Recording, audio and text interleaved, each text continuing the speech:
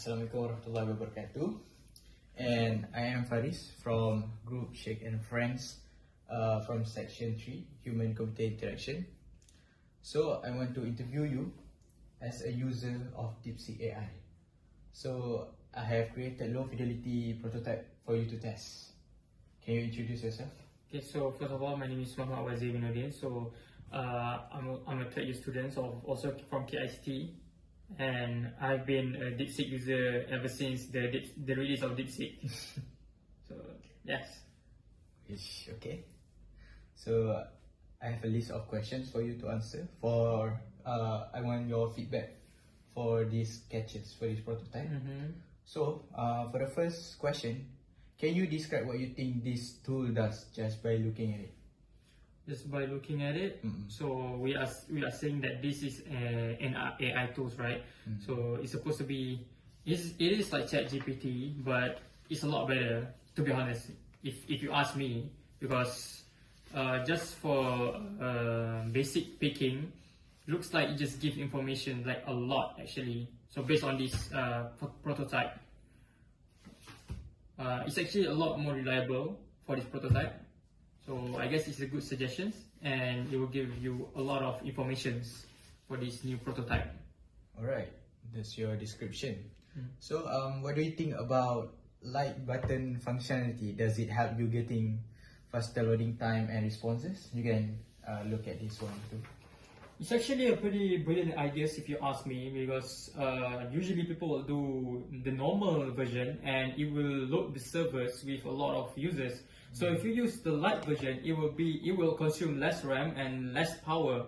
So it will be a brilliant idea to put a light version, and it is next to the new chat, like right here. So people will see where to click the light button. So I guess the placement of the button is actually good. Yeah, I think the answer for me is it is okay. It is a simple solution. I see. So so now we move on to the next prototype, right? So do you notice the trust scores here? Like, what do you think it tells you, the trust scores? So okay, at a first glance, for me, what I understand about trust score is that it gets the information resources from a reliable sources. That means that reliable websites that have this kind of information. So it doesn't just generate a random info from mix and match of two different websites. So I guess by means trust scores is for me, for information gathering, it is actually trustworthy. At least you know where the source coming from. So trust scores, if it's higher, then you can use it. That's how my opinion stands for the trust scores. Yeah, the higher the percentage, the more you trust, right? The more I trust. Alright. Okay, so basically this trust scores is actually in another function that we have created to solve this problem. So if a response showed a verify button, would you use it? Why or not, this verify button? So if you want to verify like from a sources, and you have to do that for like academic writing, you must use the verify button. It is actually very useful for us academic writers, because you have to verify their sources also. So you don't want to copy and paste from random sources, and you don't know where to verify it. So you don't have to paste in Turnitin or any other AI tool. So by means that you are implementing the verify tools inside the DeepSeek, so that means you ease the work of their work. I see. So but then do the answer explanations why help you trust the tool more, like here? Oh, I like this idea, because okay, when you search something, okay, this is an era of where you learn with AI, right? So you put in information and you get the stuff also from AI. So you want to learn from AI also. So if you, by means that you okay, let's for example, you say you put the math problems, and then the AI just generated the results, and you don't know why, and then you can just simply click the Y button. So by means that it actually automate the prompt to us, like how does this happen. So instead of you prompting the AI to, okay, how does this work, how does that work, so you just one click. So actually it improve the user experience of using DeepSeek.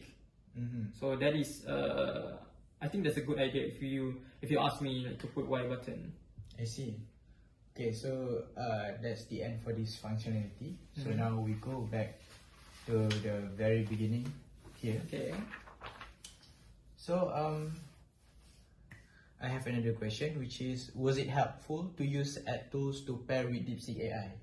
After you click these ad tools, it will appear this one. Okay. So you are saying that you are adding different tools into DeepSeek AI. So for example, we have Curlbot, Canva, Image Generator, Report Generators, Visual Studio Code. I think for me, it's actually it's not a bad idea, but also it is also a good idea actually to implement this. It will help, like everything. You don't have to open up multiple tabs just to ensure.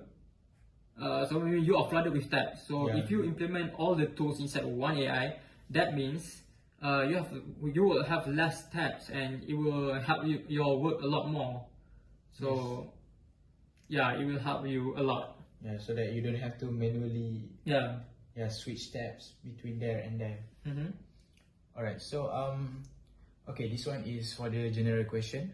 Were the icons and labels easy to understand without needing extra explanation?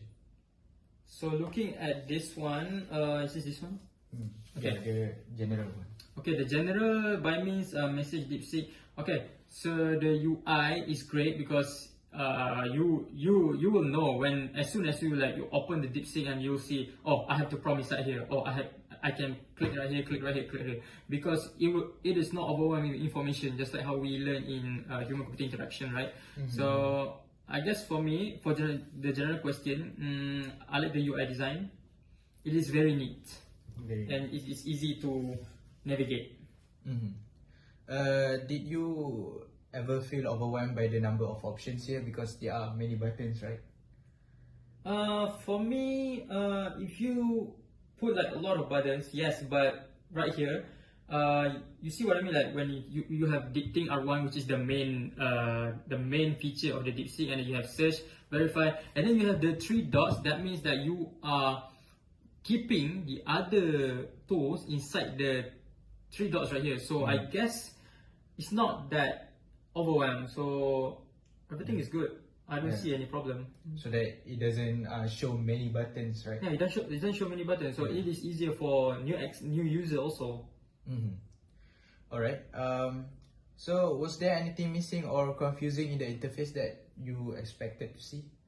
Anything that is very confusing for the first time? At the first glance, and as a first-time user of like ChatGPT and all the AI tools, I guess it's pretty easy because they did a good job of trying to like get how does the user, except they didn't explain properly about how does the dicting R1 do, and how does the search works or verify. They didn't explain about the guidance on okay, for what does, okay, if you choose dicting, what does it do? Okay, if you choose search, what does it do? Or if you choose verify, what does this process do? It doesn't even guide you there, so you have to learn by yourself. That is what I find the most annoying, and I have to learn about it. So that's it. Okay, so for the last question, based on this prototype, would you feel confident using this tool over others like ChatGPT or Gemini? Oh, definitely. Definitely. Yeah. I've been DeepSeek user since it was released, and I must say it is pretty good, and it is also free, and you can upload like all files, images, and it is unlimited rather than ChatGPT. I mean, I'm not saying that ChatGPT is bad, but sometimes I like to compare between both AI in terms of coding structure, in terms of AI generator, or what does the input and the prompting. It is either easy or hard. So I guess I can compare with DeepSeek. DeepSeek is a lot better. A lot better. Yeah. Mostly because of the free Yes. tokenization. Alright, thank you. Yeah. Yeah. Yeah, glad to know.